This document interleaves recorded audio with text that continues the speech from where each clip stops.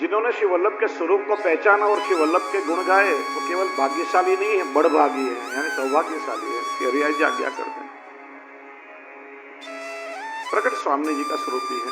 गौड़ भाव यह स्वामी नहीं प्रकट कृष्ण होता है।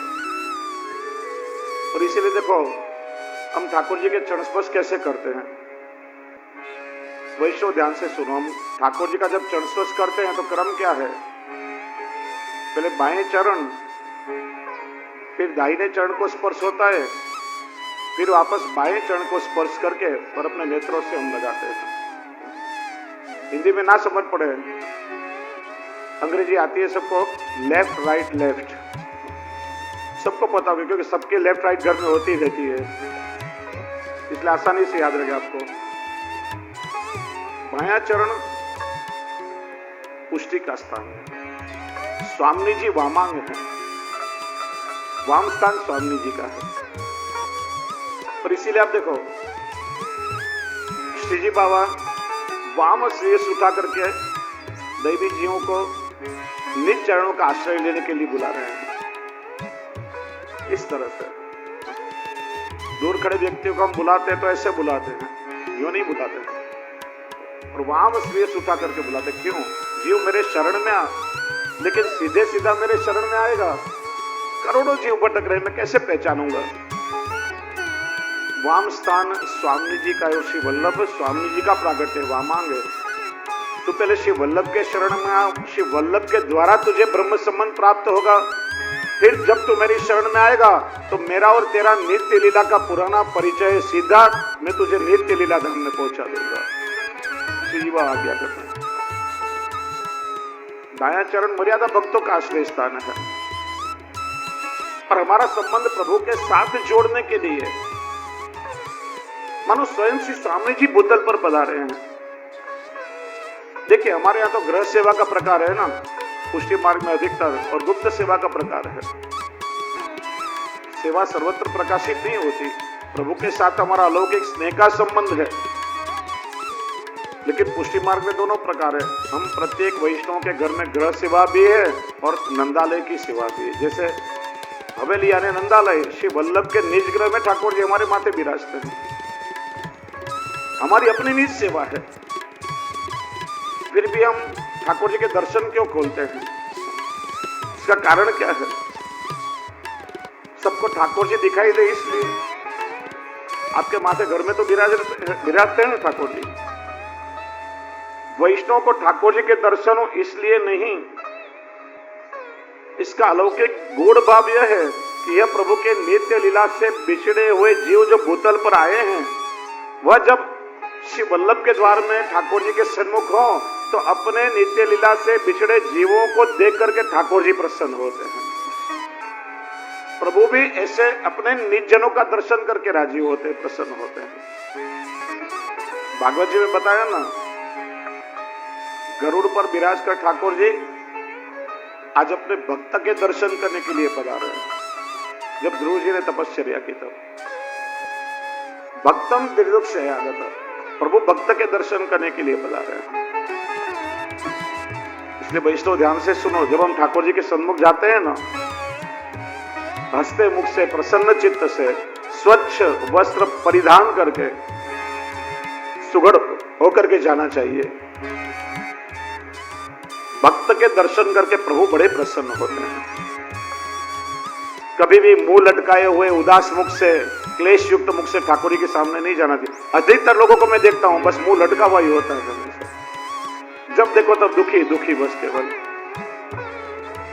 मुश्किल से हंसी आती है मुंह पे। ठाकुर जी के सामने से कभी नहीं जाना चाहिए। इसीलिए तो सूतक आदि एवं प्रभु के सामने नहीं जाते हैं, क्योंकि स्वजन का मृत्यु का दुख होता है हमको। मुख पर मलिनता होती है, ग्लानि और उदासी होती है, और उदास मुख से प्रभु के सामने कैसे भी नहीं जाना चाहिए, कभी नहीं जाना चाहिए। ठाकुर जी को भी दुख होता है। भक्त के दर्शन करके प्रभु प्रसन्न होते हैं। और हम लोग क्या करते हैं? ठाकुर जी की सेवा में जाते हैं ना, बाल बिखरे हुए होते हैं, कपड़ों का कोई ठिकाना नहीं होता है, पसीने की दुर्गंध शरीर में मारती है। या कौन देखने वाला है उनको? और रिसेप्शन पार्टी में कहीं घूमने फिरने जाना तो कहने की आवश्यकता है। 3-4 घंटे ब्यूटी पार्लर में बिगाड़ते हैं, परफ्यूम डाल के अप टू डेट होकर के जाते हैं। क्यों? वहां सारी दुनिया हमको देखेगी। सारी दुनिया यदि हमको देखेगी फिर भी हमको क्या दे देगी? दुनिया से हमको क्या मिलने वाला है? जिसके लिए सारा जीवन हम अपने आप को घिसते रहे, समय बिगाड़ते रहे, कोई सार न निकले, उसी का नाम तो संसार है। इस संसार के दुनिया के लोगों को खुश करने के लिए सारा अपना जीवन हम गंवा देते हैं, परंतु में कोई सार नहीं निकलता है। और जो यदि प्रसन्न हो जाएं और क्षण मात्र में अपने स्वरूपानंद का दान दे दें, ऐसे प्रभु के सुख का हम विचार नहीं करते हैं।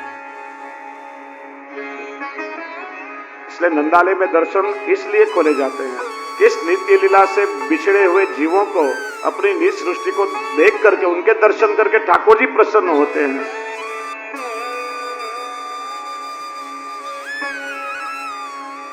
देखिए, प्रदर्शन में और दर्शन में क्या भेद है? प्रदर्शन में देखने वाले को सुख मिलता है।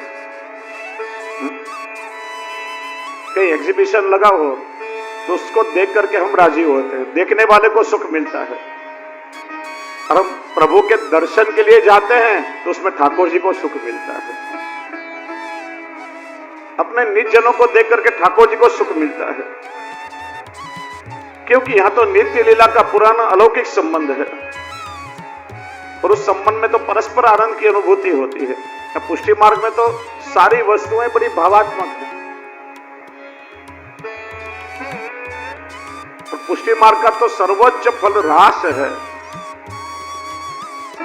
और श्री महाप्रभु जी महारास को ही परमानंद मानते हैं।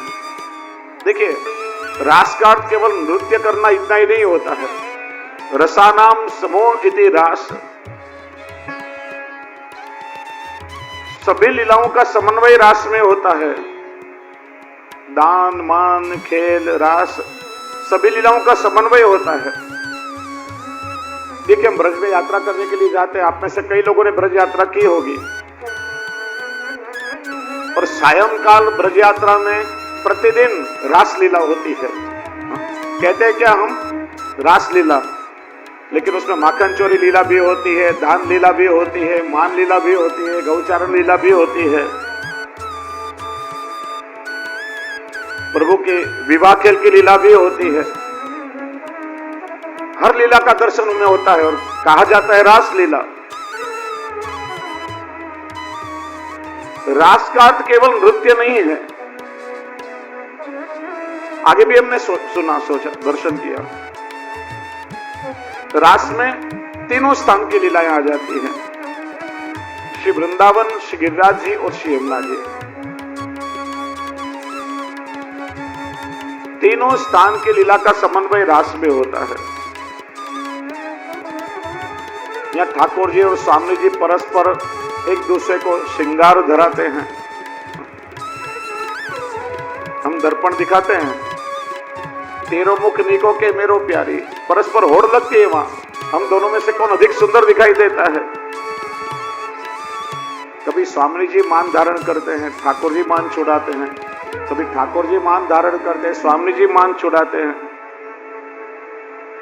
कभी व्रज भक्त बाजिंत्र बजाते हैं, युगल स्वरूप नृत्य करते हैं। कभी ललिता जी वीणा बजाती हैं, ठाकुर जी नृत्य करते हैं। कभी ठाकुर जी स्वयं बंसी बजाते हैं, स्वामी जी नृत्य करती हैं। सारी लीलाओं मिलकर के रास लीला होती है। उसी का अनुभव तो हम भगवत सेवा में नित्य करते हैं। यह सारी रास लीला का अनुभव करने के लिए तो ठाकुर श्री महाप्रभु जी ने सेवा का क्रम प्रकट किया है। भगवत सेवा के द्वारा ही यह सारी लीला का अनुभव हमें हो सकता है।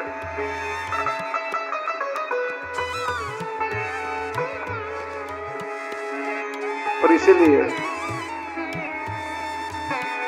रास का जो परम आनंद है, जिसका अनुभव स्वामी जी ने किया है, उस परम आनंद का एक लेश मात्र, अणु मात्र भी अनुभव हम जीवों को यदि हो जाए तो भी मानो हम कृतकृत्य हो जाएंगे, क्योंकि ठाकुर जी स्वयं आनंद रूप हैं और ठाकुर जी को आनंद देने वाले स्वामी जी परमानंद है। क्योंकि अकेले कभी आनंद नहीं मिलता, ठाकुर जी आनंद स्वरूप है, एकाकी न रमते। आनंद करने के लिए कम से कम दो व्यक्तियों की आवश्यकता होती है। इसलिए तो ठाकुर जी ने अपने भीतर से स्वामी जी को प्रकट किया है, और वही परमानंद का दान देने के लिए श्री महाप्रभु जी का प्रागट्य हुआ है। इसीलिए तो भगवदियों ने गाया, पुष्टि महारस देन प्रगटे पुष्टि महारस देन। उस महारस यानी अलौकिक रस का दान करने के लिए स्वयं स्वामी जी से वल्लभ के स्वरूप से भूतल पर प्रकट हुए। हे अलौकिक महारस। देखिए, अन्य गुरु तो केवल साधन बताते हैं, लेकिन श्री महाप्रभु जी ऐसे गुरु हैं तो सीधा ही फल का दान अपने जीवों को दे देते हैं। 84,252 वैष्णव की वार्ता में देखिए कितनी भगवदियों पर कृपा हुई है। सूरदास जी, परमानंद दास जी, कृष्णदास अधिकारी जी, चतुर्भुज दास जी, जिनको रासलीला के दर्शन कराए हैं। अरे अच्युत दास जी ने तो केवल श्री महाप्रभु जी के चरणों तक को अपने नेत्रों पर लगाया और नेत्र अलौकिक हो गए। ठाकुर जी की सभी लीलाओं का दर्शन उनको होने लगा है। कृष्ण भट्ट का प्रसंग आता है, विनंती की श्रीनाथ जी से, क्योंकि श्रीनाथ जी की बड़ी कृपा थी कृष्ण भट्ट पे। उनसे बातें करते थे, अनुभव जताते थे। प्रभु मुझे आपकी रासलीला का दर्शन कराओ, समग्र लीला परिकर सहित मुझे आपके दर्शन करने हैं। श्रीनाथ जी ना कहते, नहीं, तुम्हारा अधिकार नहीं है, मैं दर्शन नहीं कराऊंगा। बड़े उदास रहने लगे। 2-3 बार विनती की श्रीनाथ जी से कृष्ण भट्ट ने, समग्र ब्रज भक्तों के साथ मुझे आपके स्वरूप के दर्शन करने हैं, मुझे आपके रासलीला का दर्शन करना है, प्रभु कृपा करो। नहीं, तुम्हारा अधिकार नहीं है। बड़े उदास रहते थे। एक बार उनको उदास देख करके श्री गोसाई जी ने पूछा, अरे कृष्ण भट्ट, बहुत दिनंशु में देख रहे हो, तुम इतनी उदास क्यों रहते हो? प्रभु का दास कभी भी उदास नहीं हो सकता। इस उदासी का कारण क्या है? तुम्हें तो श्री बाबा की सेवा का इतना बड़ा सौभाग्य मिला है, फिर उदास क्यों? कृष्ण भट्ट ने विनंती की, कृपा रात, मैं हर रोज श्रीनाथ जी से विनंती करता हूं, मुझे ब्रज भक्तों के सहित आपके लीला के दर्शन करने हैं, लेकिन प्रभु मानते ही नहीं है, मेरी बात सुनते ही नहीं है। श्री गोसाई जी ने पूछा, श्री जी बाबा ने क्या आज्ञा की तुमको? जब मैं विनती करता हूं, श्री जी बाबा आज्ञा करते हैं, नहीं, तुम्हारा अधिकार नहीं है। यह सुनता हूं, मेरा मुंह बड़ा उदास हो जाता है। क्या रास के दर्शन का मेरा अधिकार नहीं है? श्री गोसाई जी ने क्या आज्ञा की? अरे श्री जी बाबा तो बालक हैं, वो तो ऐसा बोले हैं, बालक तो कुछ भी बोले, चल मैं तुझे रासलीला का दर्शन कराता हूं। श्री गोसाई जी कृष्ण भट्ट का हाथ पकड़कर ले गए, वृंदावन पधारे। सघन वृक्षावली थी। कृष्ण भट्ट को आज्ञा की, ये लता पता डालियों को हटा करके तुम दर्शन करो, और उस सघन लता पता को हटाकर कृष्णदास ने दर्शन किए।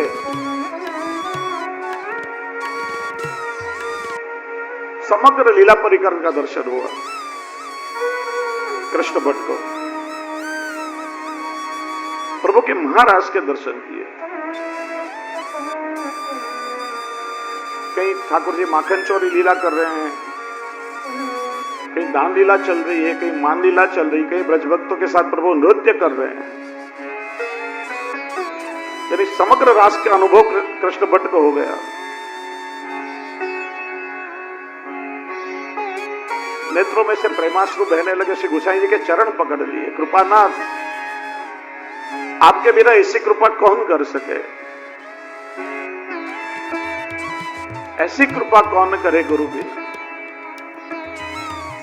श्री महाप्रभु जी और श्री गोसाई जी ने कितने ही भक्तों पर ऐसी कृपा की है। इसी लौकिक नेत्रों को अलौकिक बना दिया। इसी का नाम तो है तनुनवत्व। सूरदास जी को तो नेत्र के चिन्ह ही नहीं थे ना, तो भी हर एक लीला का दर्शन होता था।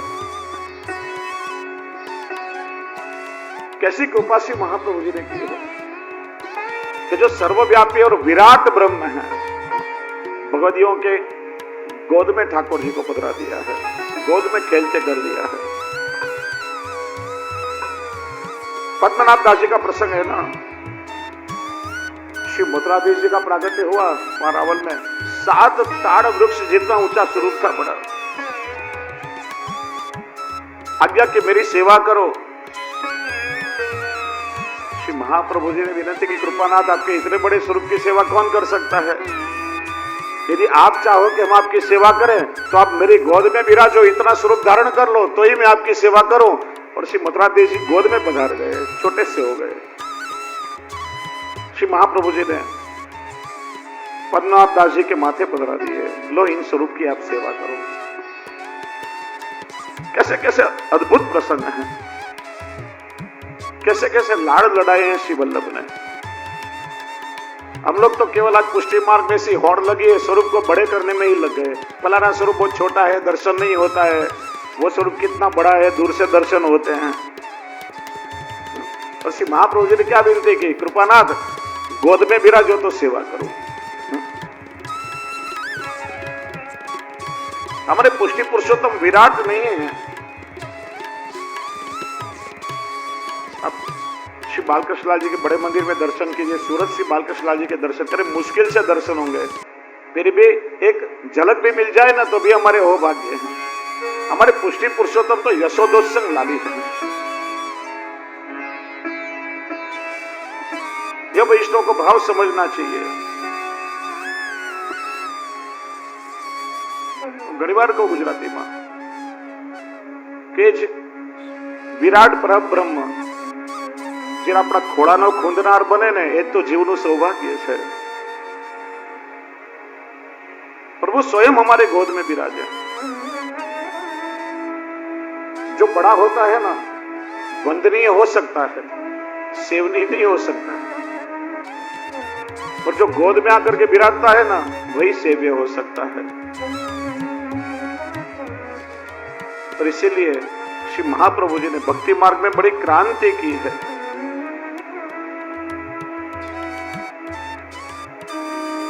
श्री वल्लभ की कृपा से नंदालय की सेवा का सुख हमें यहां मिलता है, और स्वामिनी भावपूरित श्री वल्लभ की कृपा से निकुंज लीला का सुख भी मिलता है। देखिए कितना विलक्षण क्रम है। जब हम ठाकुर जी की सेवा करते हैं ना तो ठाकुर जी की बाल भाव से भी सेवा होती है और किशोर भाव से भी सेवा होती है। ठाकुर जी एक कालवच्छिन्न अनेक लीला करते हैं। प्रभु नंदालय में भी जागते हैं और निकुंज में भी जागते हैं। सुबह जब घंटानाद करके हम ठाकुर जी को जगाते हैं तो जैसे प्रभु नंदालय में पौड़े हों, गायों का वृंद खिरक में से आ रहा है और गायों के गले की घंटे की ध्वनि से ठाकुर जी नंदालय में जागते हैं। और उसी समय निकुंज में सारे ब्रज भक्त प्रभु को जगाने के लिए आते हैं तो उनके चरण के नूपुर की मधुर ध्वनि से ठाकुर जी जागते हैं। दोनों भाव प्रकट होते हैं। प्रभु को नंदालय में जगाने का पद भी गान होता है। उसी समय लटपटी पाग लग घुंघराली, प्रभु आज कौन सी सखी के निकुंज में से पधार रहे हो। बाल भाव और किशोर भाव दोनों भाव से पूरी तुम्हारी पुष्टि सेवा का क्रम है।